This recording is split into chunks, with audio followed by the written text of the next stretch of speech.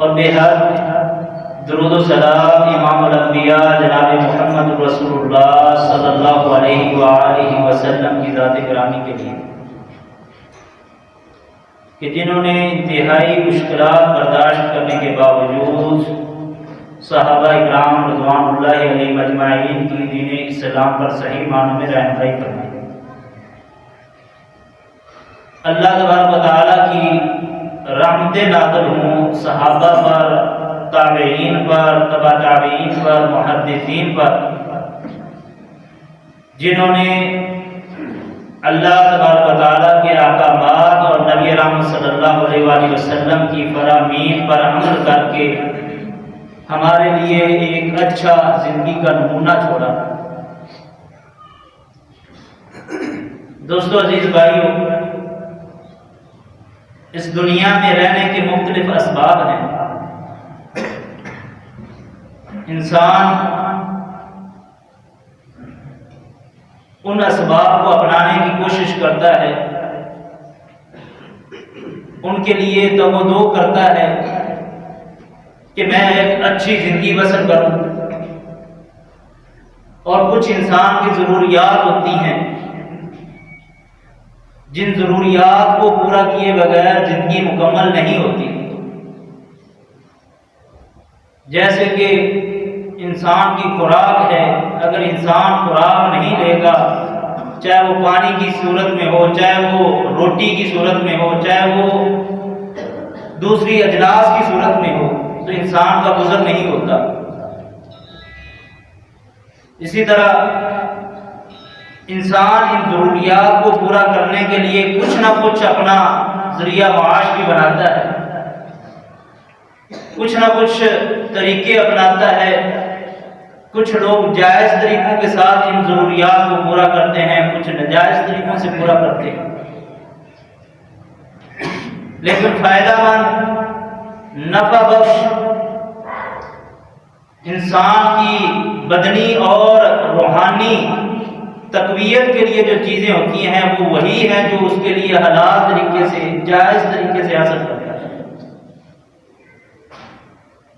ان میں انسان جس طرح کا بھی مال کماتا ہے، حاصل کرتا ہے، یہ انسان کی ضرورت ہے کہ انسان اپنا گھر بنائے، اپنی اور اپنے اہل و عیال کی پرورش کرے۔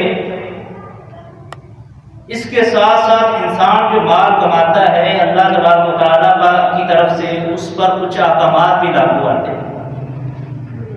ایک تو یہ کہ اس کا ذریعہ معاش جو ہے وہ حلال ہو، حلال طریقے سے کمائے، حرام کی آمیزش اس میں نہ ہو، دوسروں کی حق تلفی نہ ہو۔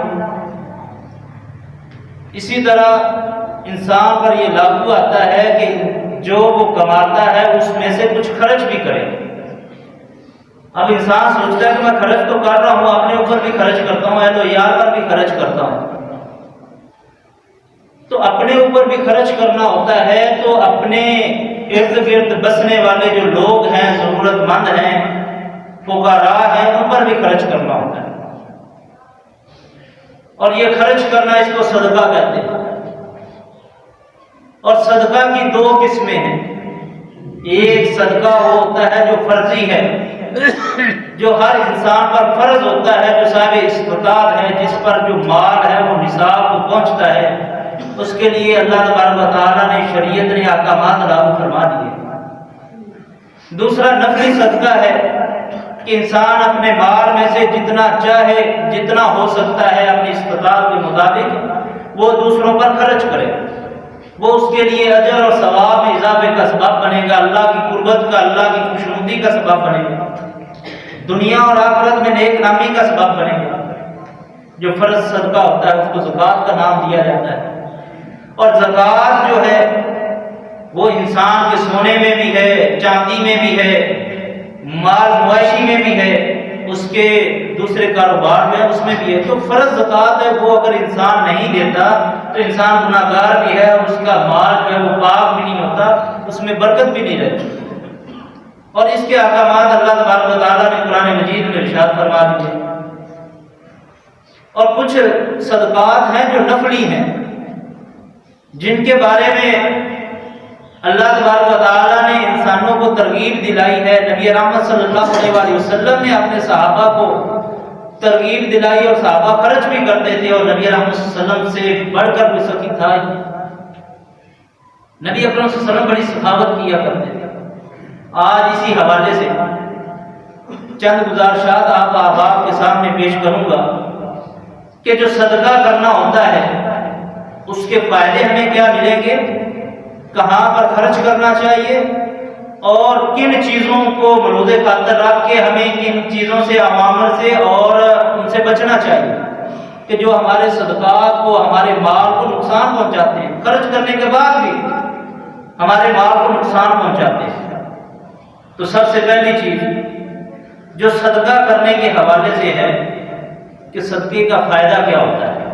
انسان صدقہ کرتا ہے اگر ہر چیز انسان فائدے کے لیے کرتا ہے.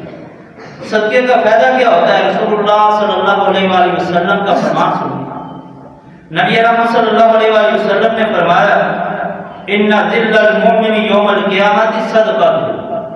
انسان دنیا کے اندر صدقہ کرتا ہے, کسی پر خرچ کرتا ہے, کسی بھوکے کو کھانا کھلاتا ہے, کسی حاجت مند کی حاجت کو پورا کرتا ہے, کوئی بھی صدقہ کرتا ہے تو کل قیامت والے دن وہ اپنے اس کیے ہوئے صدقے کے سائے کے نیچے ہو. ہم سمجھتے ہیں کہ صدقہ کیا, مال خرچ ہو گیا, مال دوسرے نے کھایا, ضائع ہو گیا. نہیں, یہ آخرت کے لیے ذخیرہ ہو رہا ہوتا ہے. اور نبی رحمت صلی اللہ علیہ وآلہ وسلم کے پاس ایک بکری آئی جو تحفے میں آئی, اور ان کے اہل و عیال نے وہ خرچ کی, اور بعد میں پوچھا, کہا کہ ایک حصہ گوشت کا کچھ بچ گیا, باقی سارا خرچ کر دیا. فرمایا باقی سارا بچ گیا ہے, یہی خرچ ہوا ہے, جو ہم کھا لیں گے یہ ہم نے خرچ کیا, باقی تو بچ گیا جو ہمیں آخرت کے لیے ذخیرہ ہو گیا. تو یہی چیز ہے کہ انسان صدقہ کرے گا تو وہ اس کے لیے آخرت کے لیے ذخیرہ ہو جاتا ہے. آخرت میں اس کے لیے جب کوئی بھی سایہ نہیں ہوگا, اللہ کے عرش کے بغیر کوئی بھی سایہ نہیں ہوگا, اس وقت انسان جتنا بھی صدقہ کیا ہوگا وہ ایک چھتری کی مانند انسان کے اوپر سایہ کیے ہوا ہوگا, اور انسان اس صدقے کے نیچے ہوگا. اور دنیا کے اندر ہم بڑا رشک کرتے ہیں اور بعض جگہ پر حسد بھی کرتے ہیں. فلاں نے گاڑی لے لی ہے, فلاں نے جو ہے وہ اچھا گھر بنا لیا, فلاں نے یہ کر لیا. ہم رشک بھی کرتے ہیں اور حسد بھی کرتے ہیں, اور زیادہ حسد ہے. اللہ تبارک و تعالیٰ نے نبی رحمت صلی اللہ علیہ وآلہ وسلم نے حسد کرنے سے منع کیا. ایاکم والحسد, رسول اللہ صلی اللہ علیہ وسلم فرمایا بچو حسد کرنے سے. لیکن رشک کرنا جو ہے یہ دو چیزوں میں جائز ہوتا ہے, دو چیزوں میں رشک کرنا, اس کے علاوہ رشک کرنا بھی جائز نہیں ہے.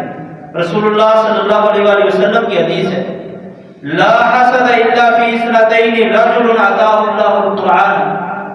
دو چیزوں کے اندر رشک کرنا جائز ہے. ایک وہ کہ جس آدمی کو اللہ تبارک و تعالیٰ نے قرآن کی نعمت سے مالا مال کیا, قرآن کا فہم عطا کیا, اس کو حافظ قرآن بنایا ہے, قرآن کو پڑھتا ہے اور وہ دن کو تلاوت کرتا ہے, رات کو تلاوت کرتا ہے, نوافل میں تلاوت کرتا ہے. اگر کوئی اس بندے کو دیکھتا ہے اس کے دل میں یہ رشک پیدا ہوتا ہے کہ کاش مجھے بھی قرآن یاد ہوتا, میں بھی رات کو اٹھ کر کے قیام اللیل کرتا, راتوں کو لمبی لمبی قیام میں تلاوت کرتا اور اللہ کا قرب اور اللہ کی رضا حاصل کرتا. یہ رشک کرنا جائز ہے.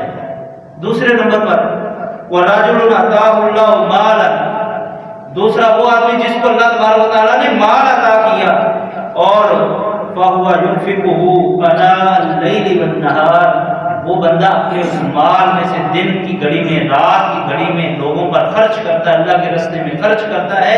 اس بندے پر بھی رشک کرنا جائز. ان دو بندوں کے بارے میں, اس کے علاوہ کسی کے بارے میں رشک کرنا یا حسد کرنا جائز نہیں ہے. انسان کی یہ خواہش پیدا ہو کہ اللہ مجھے بھی اتنا مال دیتا اور میں اس مال میں سے لوگوں پر خرچ کرتا, اللہ کی مخلوق پر خرچ کرتا تو اللہ کا قرب اور اللہ کی رضا حاصل کرتا.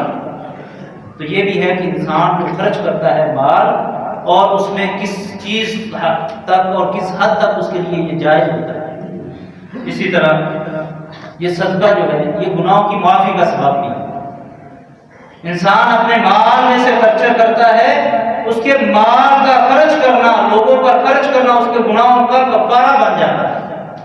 رسول اللہ صلی اللہ علیہ وآلہ وسلم نے ارشاد فرمایا ان الحسنات یذہبن السیئات، یہ کہ جو نیکی ہے وہ برائیوں کو مٹا دیتی ہے۔ ان الحسنات یذہبن السیئات، نیکیاں جو ہے وہ مٹا دیتی ہیں، ختم کر دیتی ہیں، کن کو؟ برائیوں کو، غلطیوں کو، گناہوں کو مٹا دیتی ہیں۔ اور صدقہ کرنا یہ بھی نیکی ہے۔ کل معروف صدقہ، ہر اچھی بات کہنا بھی صدقہ ہوتا ہے، کسی کو نیکی کی دعوت دینا بھی صدقہ ہوتا ہے، کسی کو برائی سے بچانا بھی صدقہ ہوتا ہے، کسی کو مسکرا کر دیکھنا بھی صدقہ ہوتا ہے، کسی کو اچھے کھلکھلاتے ہوئے چہرے سے ملنا بھی یہ بھی صدقہ ہوتا ہے۔ اور ہمارے یہاں کیا ہوتا ہے، مہمان آ جائے تو منہ پر تیوریاں چڑھ جاتی ہیں، آج یہ پھر مصیبت آ گئی ہمارے گھر، آج پھر خرچ کرنا پڑے گا۔ کوئی بندہ آ رہا ہے، ایک دوست ہمارا بتا رہا تھا کہ کسی علاقے کے لوگ، ان کا تو یہ وتیرہ ہے کہ کوئی دور سے مہمان کو آتے دیکھیں تو گالیاں نکالتے ہیں کہ یہ مصیبت آج پڑ رہی ہے، پھر یہ تو آج کھانا اس کو کھلانا پڑے گا، کوئی خرچ کرنا پڑے گا۔ اور جب پاس آتے ہیں تو اٹھ کر کے ملتے ہیں، آئیے آئیے، آپ ہی کا انتظار تھا، آپ کہاں سے آ کے آج کدھر ہمارا رستہ دیکھ لیا۔ اور یہ سب سے بڑی منافقت ہے، پیٹھ پیچھے اس کے لیے گالیاں نکالی جا رہی ہیں، اور جب آیا تو بڑے اچھے طریقے سے مل رہے ہیں۔ لیکن رسول اللہ صلی اللہ علیہ وآلہ وسلم کی حدیث کل معروف صدقہ، اور انسان کسی کو اچھے اور کھلکھلاتے چہرے کے ساتھ ملتا ہے، یہ بھی اس کے لیے صدقہ ہے، مسکرا کر ملنا بھی صدقہ ہے۔ اور مال میں سے خرچ کرنا یہ تو اس سے بڑھ کر ہے۔ اللہ تبارک و تعالیٰ نے قرآن مجید میں ارشاد فرمایا وَسَارِعُوا إِلَىٰ مَغْفِرَةٍ مِّن رَّبِّكُمْ، اور اللہ تبارک و تعالیٰ کی طرف سے جو بخشش ہے اس کی طرف سے دوڑتے ہوئے آؤ، اس کی طرف دوڑ کر آؤ، چل کر آؤ، دوڑ کر آؤ، سارعوا، جلدی کرو اللہ کی مغفرت کی طرف، بخشش کی طرف، اور اس جنت کی طرف، وَجَنَّاتٍ عَرْضُهَا، اور اس جنت کی طرف جس کی چوڑائی جو ہے آسمان اور زمین سے کے برابر ہے، اس جنت کی طرف دوڑ کر آؤ۔ اعدت للمتقین، جو متقین، جو اللہ سے ڈرنے والوں کے لیے تیار کی گئی ہے۔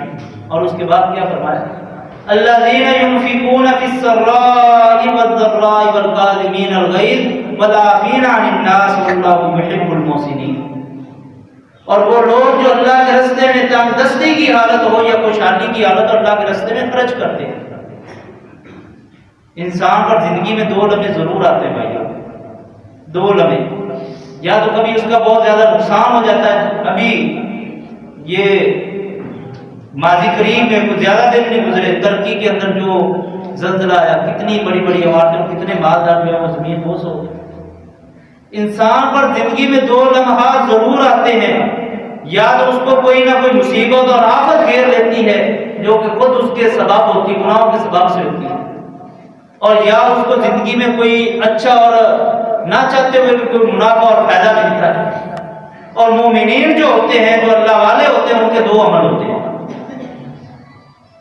جو مومن بندہ ہوتا ہے، جو اللہ والا ہے، جو دیندار ہے، جو اسلام اور شریعت پر عمل کرنے والا ہے، اس کے دو عمل ہوتے ہیں۔ ذرا غور کیجئے گا، ہم اپنے اوپر کبھی کوئی مصیبت آتی ہے، تنگی آتی ہے، ہم مایوس ہو جاتے ہیں۔ جو اللہ والا ہے وہ کبھی بھی مایوس نہیں ہوتا۔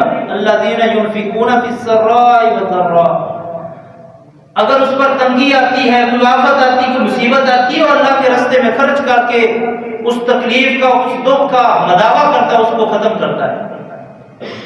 اور جب اس کو کوئی فائدہ ملتا ہے، جب اس کو کوئی منافع ملتا ہے، جب اس کو کوئی نعمت ملتی ہے، تب بھی وہ اللہ کے راستے میں خرچ کر کے اللہ کی اس نعمت کا شکر ادا کرتا ہے۔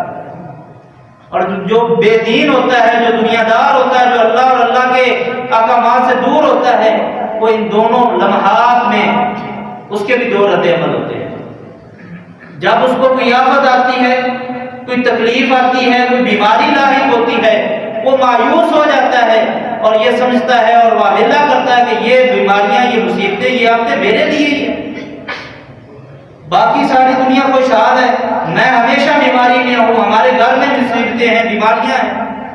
اور مایوس ہو کر کے اللہ کے در کو چھوڑ کر کے غیروں کے در پر سر کو جھکا لیتا ہے اور غیروں سے اپنی اس تکلیف کا دکھ کا مداوع کرنے کی کوشش کرتا ہے، اور جب اس کو کوئی نفع ملتا ہے دنیا دار بندے کو، تب وہ اس کو اپنے ہاتھوں کی کمائی اور اپنی عقل کی، اپنی سوچ اور فکر کو وہ کریڈٹ دیتا ہے کہ جناب میں نے یہ کیا تو مجھے یہ منافع ہوا، میں نے ایسا کیا تو مجھے یہ منافع ملا۔ لیکن مومن بندہ دونوں ہاتھوں میں اللہ کے راستے میں خرچ کر کے، اللہ کی مخلوق پر خرچ کر کے اللہ کا قرب اور اللہ کی رضا حاصل کرتا ہے۔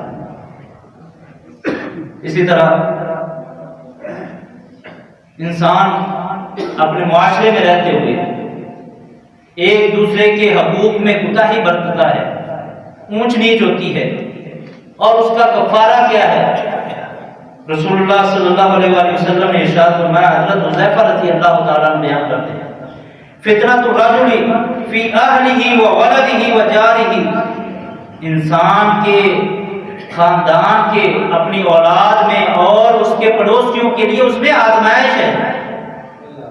انسان ہمیشہ آزمائش میں رہتا ہے، اپنے پڑوسیوں کے حوالے سے اور اپنے خاندان کے حوالے سے، اپنی اولاد کے بارے میں۔ اولاد بھی بڑی آزمائش ہے انسان کے لیے۔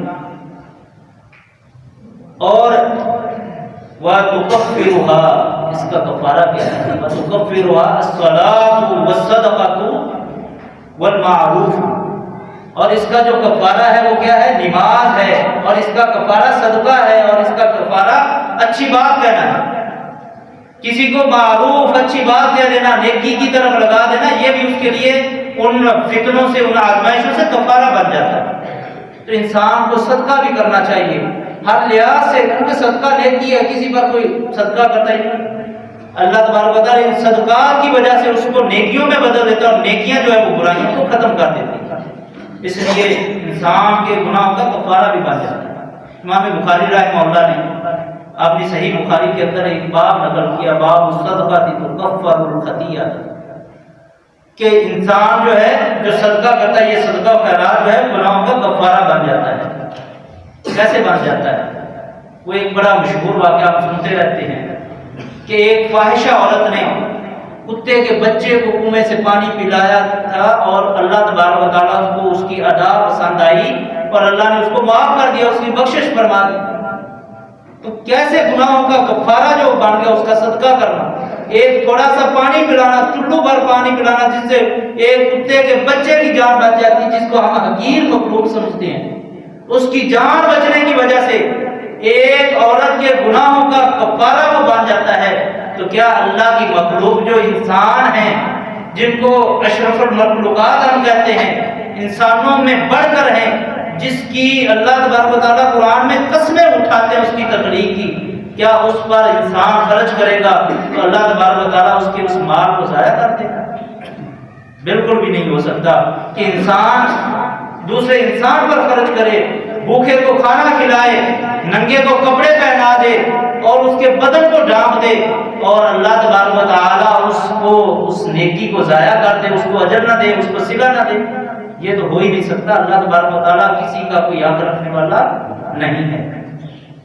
معاذ بن جبل رضی اللہ تعالیٰ عنہ فرماتے ہیں کہ یہ کیسے کفارہ بن جاتا ہے؟ وہ کہتے ہیں کہ صدقہ جو ہے تطفی الخطیئۃ، یہ خطاؤں کو، گناہوں کو ایسے مٹا دیتا ہے جیسے پانی جو ہے وہ آگ کو بھسم کر دیتا ہے، ختم کر دیتا ہے۔